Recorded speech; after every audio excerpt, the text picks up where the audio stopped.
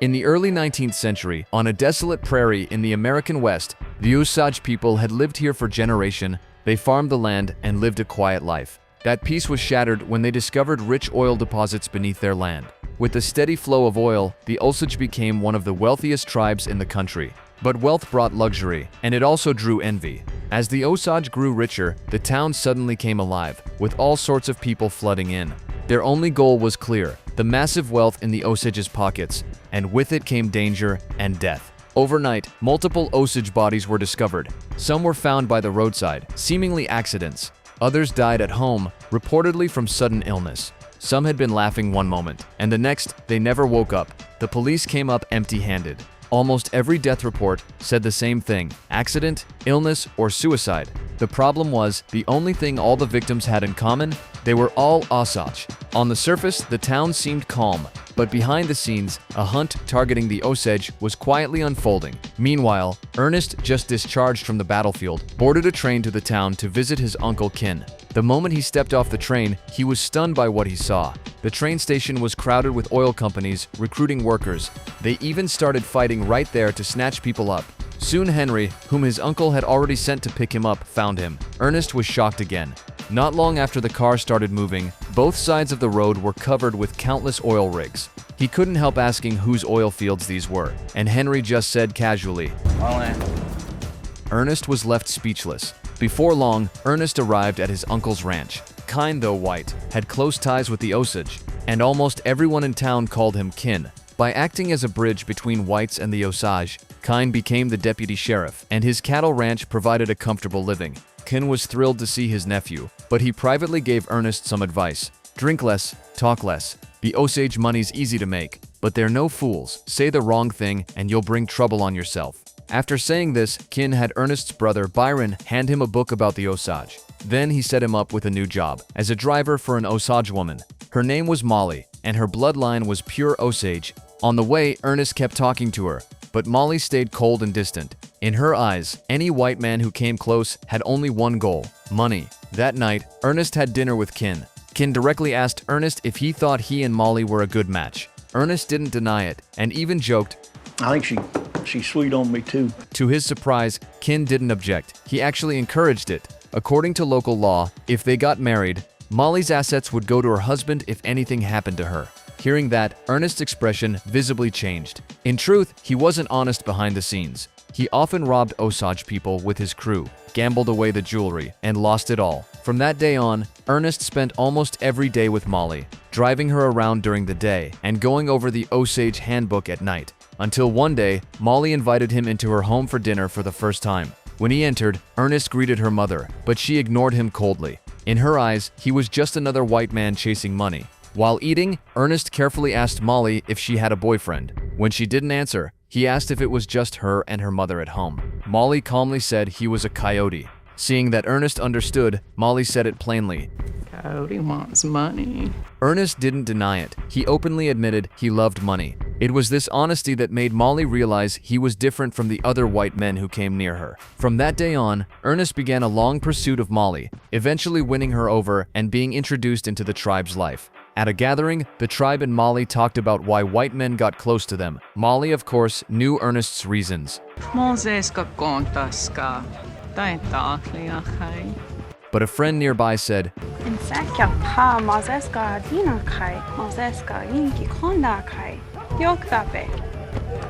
it was that comment that made Molly fall deeper for Ernest. Soon, with Kin's matchmaking, they got married. And to celebrate, Molly's family happily took a family portrait. But Molly didn't know this photo would soon become a death notice. Amid the wedding cheers, Kin quietly approached Molly's sister Minnie, who was suffering from cancer. As a caring elder, Kin whispered a so-called blessing in Osage to Minnie. But at that moment, a shadow quietly fell. Not long after the wedding, Molly's sister Minnie died at home from her illness. During the funeral, Minnie's husband Bill suddenly kicked Ernest out of the room. The unexpected hostility left Ernest completely confused. It wasn't until he saw his uncle that he understood why, after Minnie's death, Molly's family inheritance would be divided by head count. And Ernest's presence had directly taken a portion of what belonged to Bill. Kin hinted at Ernest between the lines. If Molly's sisters and their husbands happened to die, all the inheritance would end up in Ernest's hands. It was then that Ernest realized his uncle was far more dangerous than he had imagined. The so-called sickly Osage weren't naturally weak. It was no accident. Days went by, and Molly and Ernest had 2 kids. But bad news kept coming. Molly's sister was suddenly found dead in the woods. The coroner confirmed she'd been shot in the head, obviously murder. On the same day, another Osage man's body appeared in town. The string of killings threw the entire tribe into panic. The tribe began to suspect that this was a massacre carried out by white men to steal their wealth. Molly decided to investigate her family's deaths. The chief offered a reward for information and sent a representative, Mike, to Washington for help. At this time, Kin voluntarily donated $1,000 to support the investigation, using it to gain the tribe's trust. Before long, Molly's mother also passed away, leaving only Molly and her sister Rita to inherit the family fortune. At the funeral home, Molly noticed that Bill, Minnie's widower, was standing next to Rita. This put Ernest on alert. That same night, Mike, who had gone to Washington for help, was kidnapped and killed. A private detective told Molly that Anna had indeed been sent home by Byron that night, but why she later ended up dead in the woods remained a mystery. The detective also told Molly that he had discovered Bill was investigating the case too, and claimed that if he got hold of any key information, he would release it to the public. After learning this, Ernest immediately told his Uncle Kin everything. Late that night, an explosion woke everyone. Rita was killed instantly, and Bill was left gravely injured. The next day, while Kin was inspecting the scene, a white sheriff approached him and said, You know, you're pronouncing yourself too much, Bill. The truth gradually came out. This string of murders had been orchestrated by Kin, Ernest, and other white men. On the surface, Kin was the Osage's most trusted friend. Behind the scenes, he used his deputy sheriff position to facilitate the killings, aiming to seize all of Molly's family fortune. Now only Molly remained. If she died, Ernest and Kin would achieve their goal completely. In fact, Ernest hadn't been honest even after marriage. Besides gambling, he dug up the graves of deceased Osage people. And that wasn't enough. He hinted to Blakey that if he took out Rita and Bill, they could get a huge fortune. So Ernest didn't even need to do it himself. The threats to him were eliminated. Ernest didn't immediately go after Molly because he truly loved her. He even asked around to find scarce medicine for Molly's diabetes and hired doctors for long-term treatment. But Kin wouldn't let emotions ruin the plan. One day, Kin took Ernest, who was taking care of the kids, into a locked room. Byron was there too. Kin forced Ernest to kneel as punishment, using violence to warn him to take control of Molly's estate quickly. Ken told Ernest that the private detective Molly hired would soon uncover the truth, and that love doesn't buy money. If necessary, Ernest had to mix slow-acting poison into Molly's medication. After a moment of silence, Ernest chose to comply. He knew that from the moment he agreed to join the plot, there was no turning back. When it was time for the next injection, Molly said she didn't want to continue treatment. Ernest pretended to lose it and yelled at her. Think of the children! That's gonna save your life right there!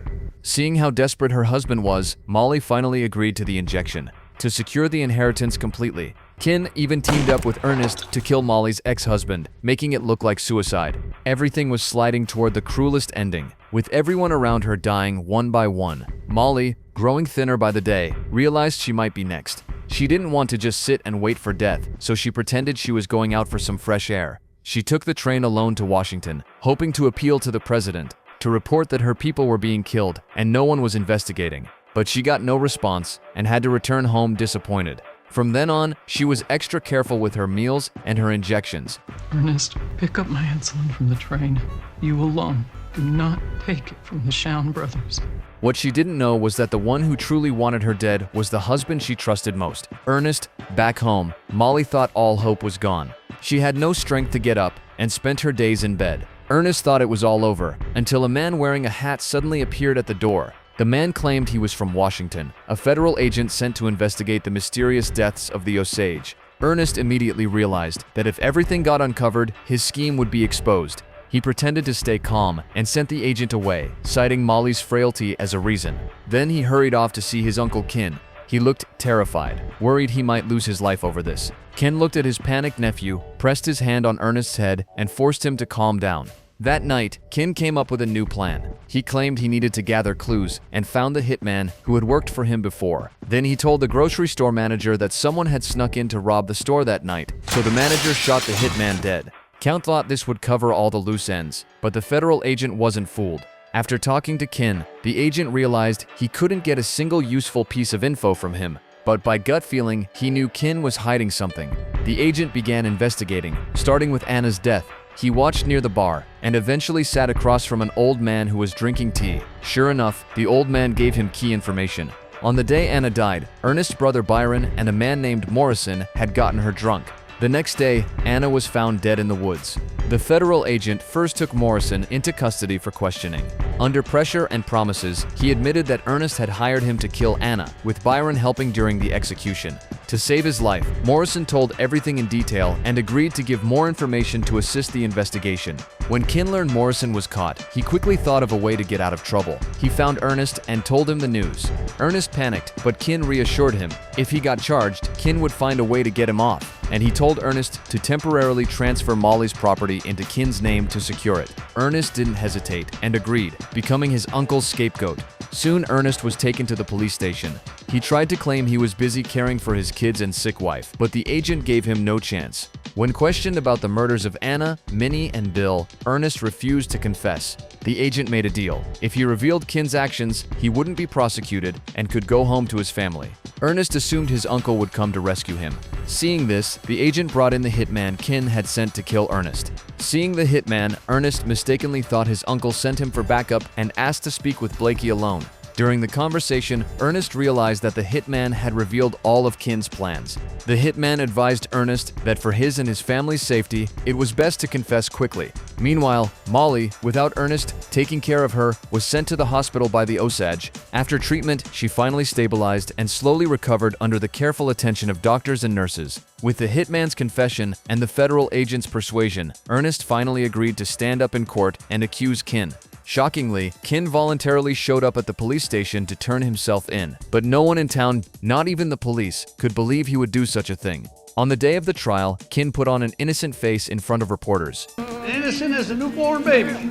But as the trial began, an unexpected event occurred. A man claiming to be Ernest's lawyer demanded a private meeting with his client. The Osage lawyer immediately objected, but the judge asked Ernest for his opinion, and he agreed to the lawyer's request. I'm willing to talk to him, yeah. At that moment, all the Osage people in the courtroom stood up to express their displeasure. The judge then announced that the trial would be postponed until 10 a.m. the next day. After leaving the police station, Ernest finally saw his wife, who had recovered her health. He held Molly, whispering his longing for her, maybe out of guilt, maybe out of fear. That night, Byron took him back to Kin's house, only to find it already filled with waiting white men. The lawyer coldly warned him. If he accused his uncle in court, he would be charged too. They're giving you the rope to hang yourself. Under the lawyer's guidance, Ernest not only gave up the accusation, but was misled to claim he had only testified under harsh interrogation. They did keep me up for days. No! They beat you! They beat you! Yes, they beat me, sir.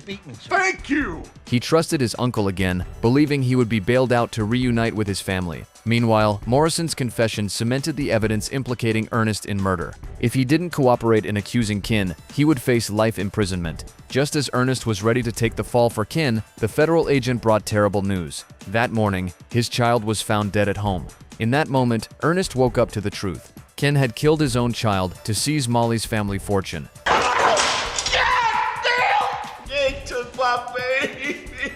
At the child's funeral, Molly walked up, gently touched his face, but said nothing, and then turned and walked away. In the end, Ernest chose to confess everything in court. He admitted to the murders he and his uncle Kin had committed, but always denied that he had only gotten close to Molly for money. After the trial, Molly asked to see him alone. She asked only one question: what exactly had he injected her with back then? Ernest stayed silent for a long time, then with red eyes answered, Insulin? Molly didn't ask further, she just turned and left. At that moment, she already knew the truth. The case ended, and the truth was finally made public. But for Molly, it all came too late. She had lost her mother, her sisters, and all her loved ones. Years later, Molly died of diabetes. The oil fields that had once made the Osage rich overnight still lay beneath the ground, and the town slowly returned to its calm, as if nothing had ever happened. Whether such a tragedy will ever happen again on this land, no one can say.